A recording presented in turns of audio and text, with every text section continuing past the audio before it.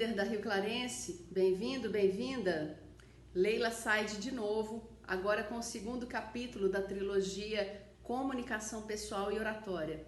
Olha, hoje eu tenho aqui algumas dicas, na verdade são 10 dicas para você melhorar sua performance na comunicação. Eu trouxe aqui, eu elenquei 10 caminhos, 10 possibilidades que sempre potencializam a comunicação da gente. São caminhos possíveis. Eu gostaria que você fizesse essa reflexão. Anote aí, se você tiver uma caneta, ou assista esse vídeo 200 vezes. Mas, por favor, estabeleça uma metodologia para você melhorar a sua comunicação. Eu dou essas 10 dicas, mas eu tenho certeza que a partir dessas construções aqui, você vai conseguir inovar e trazer dentro da sua identidade fatores extremamente relevantes e que vão potencializar você na sua narrativa, na sua comunicação, na sua interlocução. Perfeito? Então vamos lá? Primeiro ponto que eu quero trabalhar com você é a preparação. Para uma comunicação, um encontro, uma reunião, uma participação, tanto como preletor, como um simples participante de uma reunião, ou quando você convoca a sua equipe, ou quando você tem um desafio para uma novidade, prepare-se. Você pode se preparar. Se for um vídeo, prepare-se para a construção de um vídeo, com iluminação, com equipamento correto. Se for um e-mail, prepare todas as informações, liste as informações que você precisa passar por aquele e-mail de uma maneira muito correta. Agora, não pule esse primeiro ponto, que é preparação para que você apresente a sua mensagem e para que ela seja efetiva. A comunicação não acontece sozinha. Se você deixar a comunicação acontecer sozinha, pode ser que ela nem aconteça, ok? Primeiro ponto desse nosso segundo capítulo é planeje-se. O segundo eu já mencionei várias vezes nesses nossos encontros. Saber ouvir. A escuta é o início de uma comunicação muito bem elaborada. Quando a gente ouve com cuidado, com atenção, com presteza, quando a gente ouve o outro já querendo identificar algumas possibilidades de respostas, algumas possibilidades para você construir um posicionamento a partir daquela comunicação, isso facilita demais o seu retorno. Ouvir, eu vou até acrescentar, né, que eu falo de ouvir e de observar, ouvir e ver. Porque quando a gente consegue observar mais a forma como a outra pessoa estabelece essa comunicação com a gente, é muito mais fácil você construir considerações a partir daquela comunicação. Faça essa experiência, tá? Ou experimente. Aliás, nós vamos, a partir de todos esses vídeos que eu vou passar para vocês, eu quero muito que vocês experimentem para ver como isso se aplica aí na sua realidade, no seu dia a dia, com a sua equipe. É muito importante que você busque essa informação e transforme segundo a sua identidade, segundo a sua realidade aí. Perfeito? Terceiro ponto que é muito importante também. Um líder comunicador sabe fazer perguntas. Quais são as perguntas que você faz que incomodam? Quais são as perguntas que provocam mais a sua equipe para que ela faça reflexões, para que ela se movimente, para que ela busque fazer uma integração para poder levar as respostas até a liderança. Fazer uma pergunta correta elimina muito a possibilidade de você esbarrar no erro daquela aula, do encontro 1 que a gente fez, que é perder a objetividade. Quando você faz uma pergunta muito genérica, estabelece aquela relação com a sua equipe, pode ser que essas pessoas encontrem muita dificuldade em encontrar a objetividade daquela pergunta e passem a não considerá-la. Então, por favor, quando você for fazer o seu rascunho aí, né, o seu planejamento para a sua comunicação, considere a preparação, considere a sua escuta e considere também a forma como você pergunta. Bom, já que falamos de pergunta, a comunicação não é eternamente, não é só perguntar.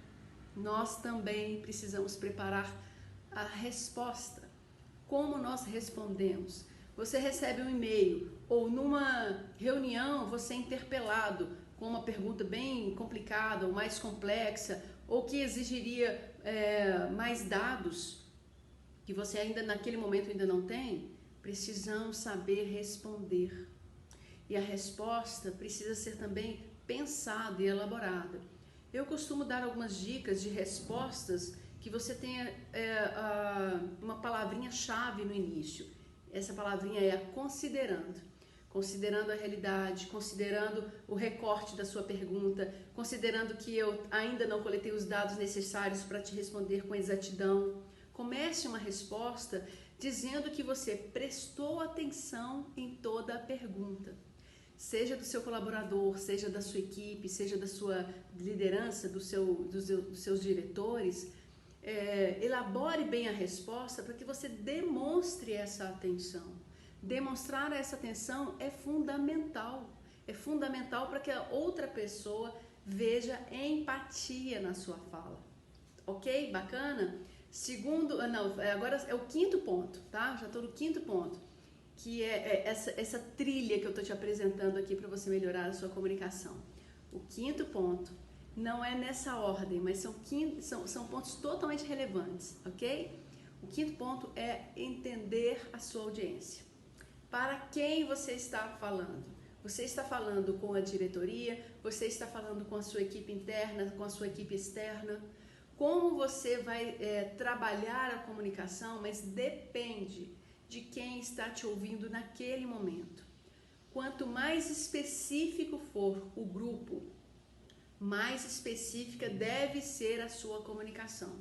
Mais específica precisa ser o pacote que você entrega de informações para aquelas pessoas. Por quê? Pode ser que se numa reunião muito geral, se você fizer um pacote de informação com todo tipo de dados, ela possa ser relevante ou interessante somente para pequenos grupos. Então, o que vai acontecer? Você vai ter a atenção destas pessoas por pequenos grupos e você não tem a totalidade das pessoas prestando atenção na sua fala. Ok? Então, a dica, quanto mais genérico, você pode colocar mais informações ali, mas que atenda a todos. Se for assunto muito específico por grupos, é melhor que você convoque esses grupos particularmente ou passe e-mails diretamente para esse grupo. Eu costumo utilizar o efeito cascata. Muitas vezes, quando eu quero propagar a informação para um grupo muito grande, eu faço diferente. Eu chamo líderes dos grupos, converso com eles, busco entendimento, alinho a comunicação ali e faço o trabalho da replicação por meio desses grupos. E sempre eu tenho uma intervenção para ter certeza de que o grupo A, ao passar para o grupo B, não trouxe ali elementos cheios de incertezas ou de dúvidas ou que faltou alguma parte dessa comunicação, entendeu? Então, a gente precisa saber com quem nós estamos falando para preparar a linguagem, preparar o tempo, escolher o melhor canal, como é que você vai definir a quantidade de informação que você vai colocar ali por meio de cada canal. Gente, isso é top, tá? Eu já errei muito e por isso eu estou te mostrando aqui, por meio desses 10 pontos, como é que a gente pode ser mais assertivo na comunicação, tá bem? Faz aí, anota, comece a construir aí uma nova realidade na sua comunicação.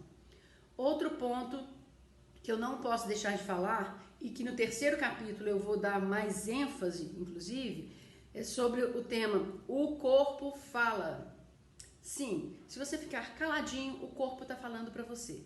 As expressões, os movimentos, olha só como é diferente. Eu, particularmente, coloco muita energia na minha comunicação. Agora, eu poderia ficar aqui sem energia nenhuma, sem expressão facial, sem movimento nenhum, e aparecer uma foto. Tá vendo? É horrível. O corpo fala e ajuda você a se comunicar. Seja com movimento de mãos, seja com seu olhar, com seu sorriso, olhos em alerta.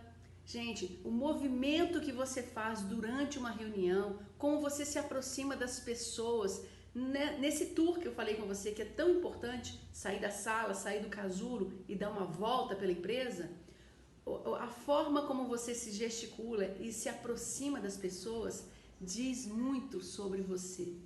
Diz muito sobre o seu propósito, como você faz a abordagem, como é bom ser abordado por uma pessoa que tem o cuidado conosco. Como é bom saber que você se deslocou para saber como eu estou e chega quase que abraçando, só que não pode por conta da pandemia ainda, né? Por enquanto. Vamos lá. Agora, outro ponto muito mais detalhado é a comunicação não verbal. Como você chega nos lugares, como você cumprimenta a sua equipe. Se você chega sem fazer nenhum barulho, ai, tomara que não me vejam. É quase isso, né? Ou se você faz o seu movimento de chegada com um bom dia muito efusivo, muito relevante, faz toda a diferença, gente, a forma como você aborda as pessoas. A comunicação não verbal é a importância que você dá quando alguém fala com você, mas não olha nos olhos. Você atende uma pessoa, mas está aqui, olha, digitando, pode falar aí, e você continua digitando no seu computador. A pessoa está do seu lado, ela saiu, foi ao seu encontro. Como você vai continuar ali trabalhando no seu computador se aquela pessoa está ali? Outra coisa muito bacana também, as pessoas te cumprimentam nos corredores, no almoço, na entrada, na saída, na garagem, né? No estacionamento, no hall.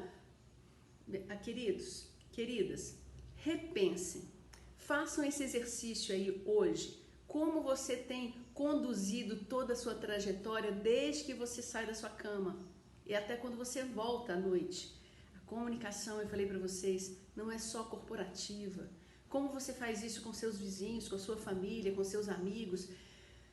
Queira trabalhar, experimente esse mundo de ser realmente altamente comunicativo.